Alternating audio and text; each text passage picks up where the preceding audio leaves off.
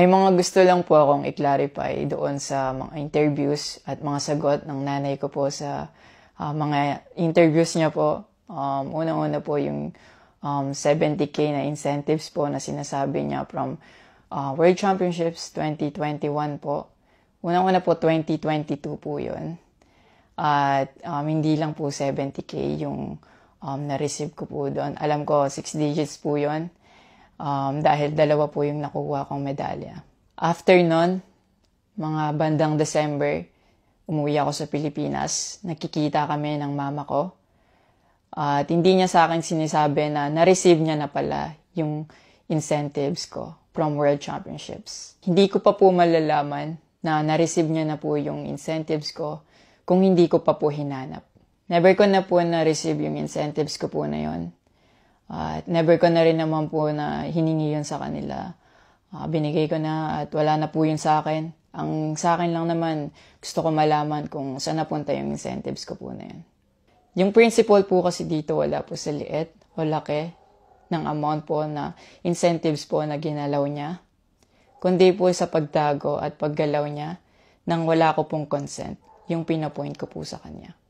At yung about sa red flag daw po si Chloe na sinabi ng mama ko, hinusgahan niya po agad si Chloe sa pananamit at sa pag-akto po niya.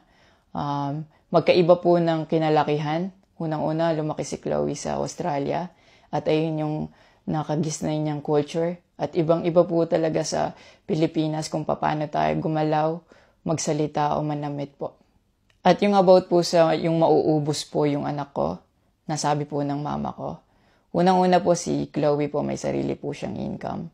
Lahat po ng nakikita niyong gamit o yung pag-travel niya kung saan-saan po. Galing po yun sa pinagpaguran niya po. At bakit naman po ako mauubos? Gaya nga po ng sinabi ko, si Chloe po may sarili po siyang income. And lahat po ng bank account ko po nasa mama ko po. At may mga instances po talaga na si Chloe po yung sumasalo sa akin that time po. Bukod sa incentives po, nasa kanya din kasi yung bank account ko sa monthly allowances sa pag-gymnastics ko. And nung nakuha ko na yung bank account ko po na yun, doon ko po nalaman na inuubos niya po yung laman nun. And nasa akin po yung mga bank statement ng withdrawal po na ginagawa niya po.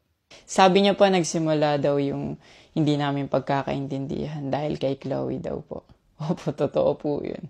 Dahil ever since unang-una pa lang, ayaw niya na kay Chloe kahit hindi niya pa po nakikita or nakikilala in person. And mas nagkalabuan po kami nung naglagay po ako ng boundaries sa relationship ko. Kasi pinaglaban ko po si Chloe dahil gusto ko po siya. Yung about sa training camp na kinikwento niya na si Chloe dapat wala na daw doon, sabi ng former coach ko pagdating nung dalawang magti-training camp doon. Usually, kapag magti-training camp kami, palaging naka-hotel. And miscommunicated yon na doon pala sila sa akin na mag-i-stay. Hindi rin totoo na pagpunta nila doon, nung dalawang bata, dapat wala na si Chloe kasi sabay-sabay silang pumunta doon. Actually, nagulat pa yung former coach ko kasi nandun si Chloe. Minelcome naman namin sila talaga. Nag-prepare kami para sa kanila. So, hindi ko alam kung bakit ganun yung mga sinasabi niya. At yung sinasabi niya po na yung dalawang bata po dahil si Chloe yan doon, yung nakabalandra daw yung puwet po. Bilang nakakatandang kapatid po, bilang boyfriend ni Chloe po, at bilang ate at kuya po, kami po aalagaan po namin sila. Hindi namin po gagawin yung mga iniisip niya na gano'n ang dumi niya mag-isip at hindi appropriate yon para sa akin at disrespectful yon actually sa akin and kay Chloe po. And yung sinasabi niya na so dapat wala daw pong outsider or guest po doon sa apartment ko po. Di din po yung totoo kasi wala naman pong naka-indicate or nakalagay sa contract na bawal yung guest or outsider sa loob po ng apartment po. And actually, invited po si Chloe ng former coach ko from Japan nung SEA Games pa lang po sa Vietnam. So, sinabihan kami na invite mo na lang si Chloe sa Japan and doon kayo mag-hangout. Sabi niya pa na feeling niya daw, nilalayo ako ni Chloe sa kanila. Unang-una po yun, months before nun, kasi uuwi ako parang 3 days yun.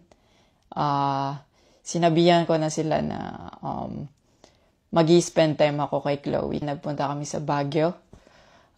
Sinama ko si Chloe. Nag-spend time kami.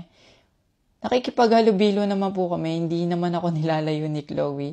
Actually, pumunta pa kami sa Pangasinan. Like, po kami doon. Parang meet and greet. Yeah. Tapos after nun, nagpunta tayo ng Baguio.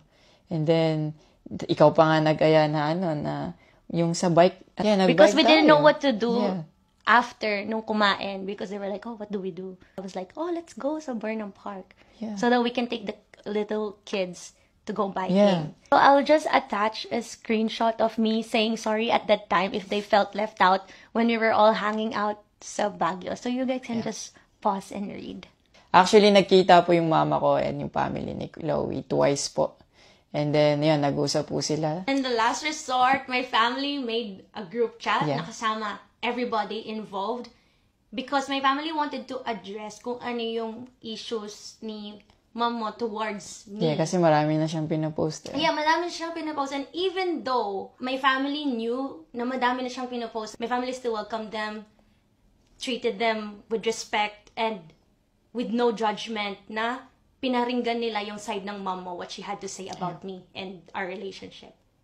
And then, after the group chat, she left, your mom left, and wala siyang narinig anything from my family. May recent interview po kayo na kinocongratulate niyo po ako. Kung genuine po talaga kayo, maraming salamat po. Ina-acknowledge ko po yung pagka-congratulate niyo sa akin.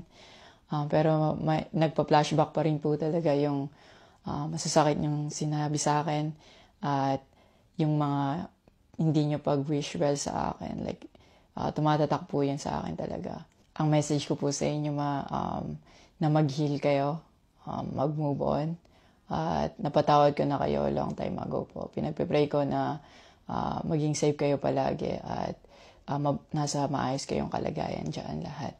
Tigilan na po natin to at i-celebrate na lang po natin yung mga ginawa po ng paghihirap, pagsasakripisyo ng bawat atletang Pilipino dito sa Olympics.